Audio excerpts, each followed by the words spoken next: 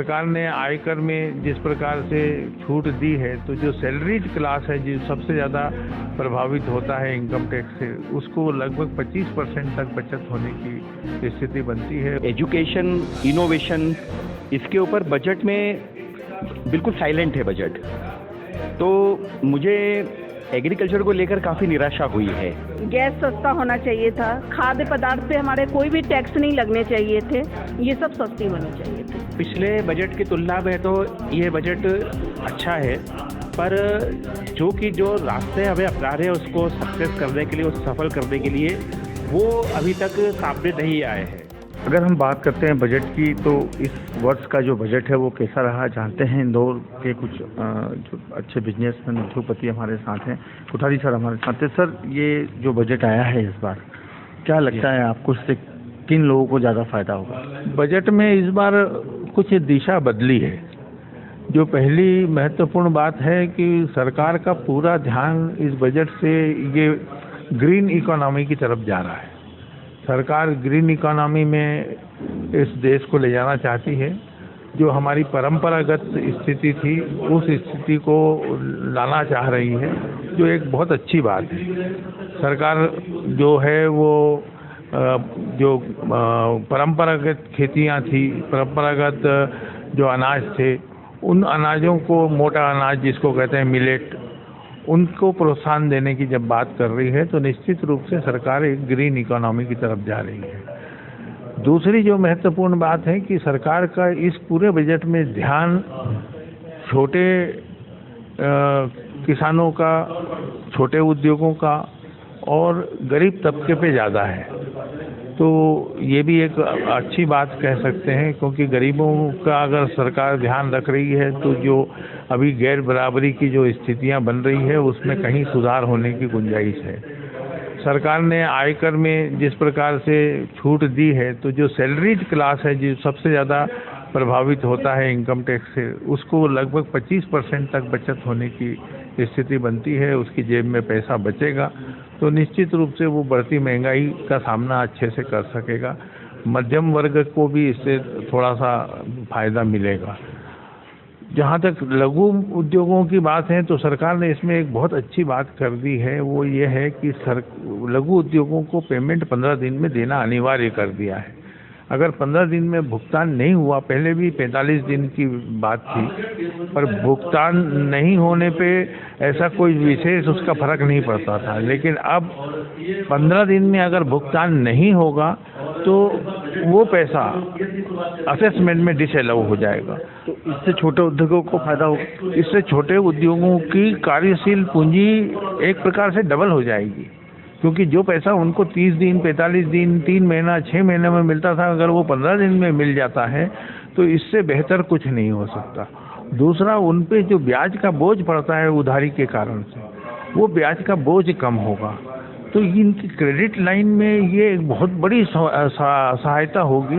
क्या आपके अनुरूप क्या रहा बजट, किन लोगों को ज़्यादा फायदा मिलेगा? जी, मैं सीधा एग्रीकल्चर पे आऊँगा, क्योंकि मैं एग्रीकल्चर कॉलेज इंदौर से PhD हूँ।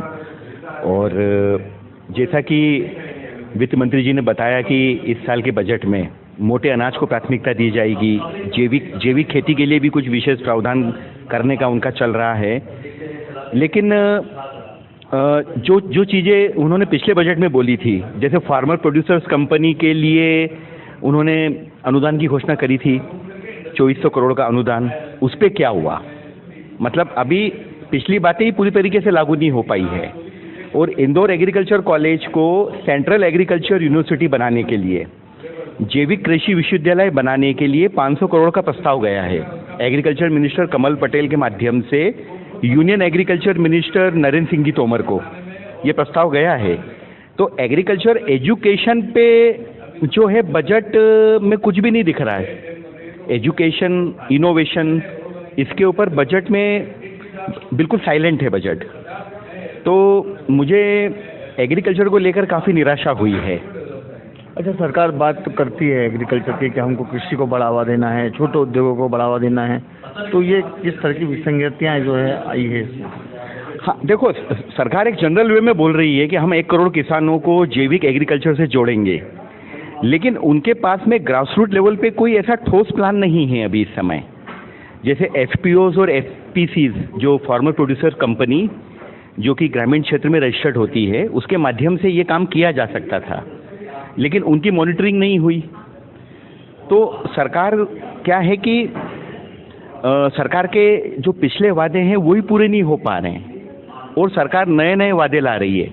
अभी सरकार ने एग्रीकल्चर एक्सीलेटर फंड बनाने की घोषणा कर दी कि हम एग्रीकल्चर के क्षेत्र में स्टार्टअप को बढ़ावा देंगे, स्टार्टअप फंडिंग को बढ़ावा देंगे।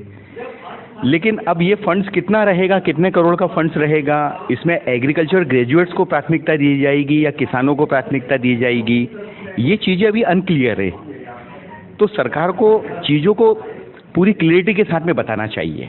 आप क्या चाहते हैं, क्या होना चाहिए? और मैं चाहता हूं कि इनोवेशन और एजुकेशन को बढ़ावा मिले एग्रीकल्चर में, क्योंकि अभी क्या मध्य प्रदेश में दो स्टेट एग्रीकल्चर विश्वविद्यालय हैं, एक भी सेंट्रल एग्रीकल्चर यूनिवर्सिटी नहीं है अभी एमपी में इस समय। गैस सस्ता होना चाहिए था, खाद्य पदार्थ पे हमारे कोई भी टैक्स नहीं लगने चाहिए थे, ये सब सस्ती होनी चाहिए थे।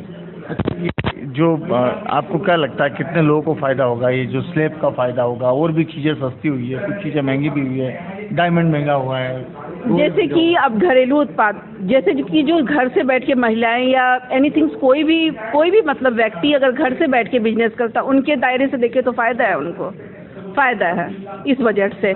लेकिन टैक्स के पर्पज़ से भी देखा जाए तो फ़ायदा है, लेकिन बाकी अगर चीज़ों के बारे में अगर सोचा जाए तो उस पर उन्होंने कोई भी। अच्छा सर, आपको क्या इस बजट से उम्मीदें थी? कहाँ तक ये बजट आपकी उम्मीदों पे खरा उतरा है या नहीं? पिछले बजट की तुलना में तो ये बजट अच्छा है, पर जो रास्ते हमें अपना रहे हैं उसको सक्सेस करने के लिए, उस सफल करने के लिए, वो अभी तक सामने नहीं आए हैं। और पिछले बजट के अनुसार इस बजट में भी जो रास्ते हैं वो क्लियर नहीं है, क्योंकि क्या है कि अभी भी हमारे पास जो टैक्स पेइंग जो जनता है वो कम है, और सिर्फ अगर हम टैक्स कम करते तो कितने 6 करोड़ ये इतने लोगों को फ़ायदा होना है, और उसमें भी फ़ायदा हो रहा है तो वो स्लैब बना दिए गए हैं। तो ज़्यादा से ज़्यादा 50 हज़ार के आसपास कुछ फ़ायदा हो रहा है, इससे ज़्यादा कुछ होना नहीं है। और रही बात है नए जॉब और नए एमएसएमई यूनिट्स खोलना या सेल्फ एम्प्लॉयमेंट को बढ़ाना, वो हमने अभी प्रोजेक्ट्स बनाए हैं कि हमने इस बात में पैसा बढ़ाया, उस बात में, ये अच्छी बात है। लेकिन नए प्लेयर्स को हम कितने ला रहे हैं? नए प्लेयर्स को लाने के लिए क्या स्कीम्स है? आज अगर मैं एक आम नागरिक हूँ और मैं सोचता हूँ कि मैं अपनी कंपनी को बढ़ाऊँ एक नए स्टार्टअप के रूप में, नए बिजनेस के रूप में, तो मुझे अभी बहुत सारी प्रक्रियाओं से गुजरना है। अगर मेरे दिमाग में एक बहुत बड़ी एक अच्छी स्कीम है, तो ऐसे हमारे भारत में कई लोग हैं। हमारे यहाँ 150 करोड़ की जनता होने को है। ये 150 करोड़ की जनता में से हमारे पास अभी भी ये मान के चलो कि क्रियाशील जो जनसंख्या है वो ज़्यादा है, 50 करोड़ से ज़्यादा ही है, 80 करोड़ के आसपास समझ लो। तो ये 80 करोड़ लोग में से 6.5 करोड़ को हटा दे तो 75 करोड़ लोग अभी भी काम करने लायक है। तो वो 75 करोड़ लोगों से काम कराने की हमारे पास क्या दिशा है? वो 75 करोड़ हमारे पास क्यों नहीं आ सकते हैं टैक्स के दायरे में? तो इस पर सोचना चाहिए। एक एक व्यक्ति को सोचेंगे जब कि ये टैक्स के दायरे में आए, ये कमाए। हम टैक्स लेने के बारे में कम सोचे, उसको कमाने के बारे में ज़्यादा सोचे। और उसके बाद अब हमने जैसे कि नेशनल अप्रेंटिस योजना में 47 लाख करोड़ इस तरीके की कई योजनाएं सरकार ने लॉन्च की, लेकिन जॉब की गारंटी क्या है उसकी? हमको सिर्फ स्किल या पढ़ा के उसको बिठाना नहीं है, उससे काम करवाना है, अर्न करवाना है। तभी हम जो 5 टियर इकोनॉमी का हमारा प्रोजेक्ट हम चाह रहे हैं कि वो सक्सेस हो, तो वो सक्सेस होगा। हम चाह रहे हैं कि 50 इंडिया इंटरनेशनल स्किल सेंटर खोलेंगे, लेकिन 50 इंडिया इंटरनेशनल सेंटर खोलने के बाद हम जॉब कितनों को दे रहे हैं? जॉब नहीं दे तो सेल्फ एम्प्लॉयमेंट में कितनों को बढ़ा रहे हैं? ये हमारे पास पूरी व्यू रचना होना चाहिए। और 50 इंडिया इंटरनेशनल पूरे 150 करोड़ की आबादी में तो बहुत कम पड़ेंगे, क्योंकि हमको महिलाओं को आगे बढ़ाना है। हमें बच्चे अभी जो 18 साल से पार होने वाले हैं वो वापस से वयस्क की श्रेणी में आने वाले हैं। अभी जो पढ़े लिखे लोगों की जो बेरोजगारी है वो सबसे ज़्यादा है। अभी हम उनको उस प्रॉब्लम को सॉर्ट आउट नहीं कर पाए हैं, और अगले साल ये 18 साल से वापस से वयस्क होने को आ गए। अब इनके लिए हम क्या सोच रहे हैं? तो हमें इनको अल्टरनेट बिठा के या फिर पोस्ट ग्रेजुएट करा दो, PhD करवा दो, फिर 5 साल के लिए कमा दो, तो उसकी क्रियाशीलता खत्म हो रही है और वो डिपेंडेंट हो रहे हैं अपने पेरेंट्स के ऊपर या किसी के ऊपर। तो कमाने वाले तो जो है घर में एक है, खाने वाले 10 है, तो ये 2 लोग क्या कर रहे हैं? तो हमें इस पे सोचना है कि ये दो लोग कुछ कमाएं, कुछ अर्न करें। जैसा कि आपने सबके विचार जाने, सबका कहना है कि हाँ इस बजट से कुछ फायदा तो है लेकिन सरकार को कुछ और चेंजेस करना पड़ेंगे। इस जो बजट तो है लेकिन जो नीतियां बनाई गई है उसमें चेंजेस करना पड़ेंगे, तभी उसका रिजल्ट जो है वो ग्राउंड पे दिखेगा। धर्मेंद्र कुमार शर्मा, इंदौर।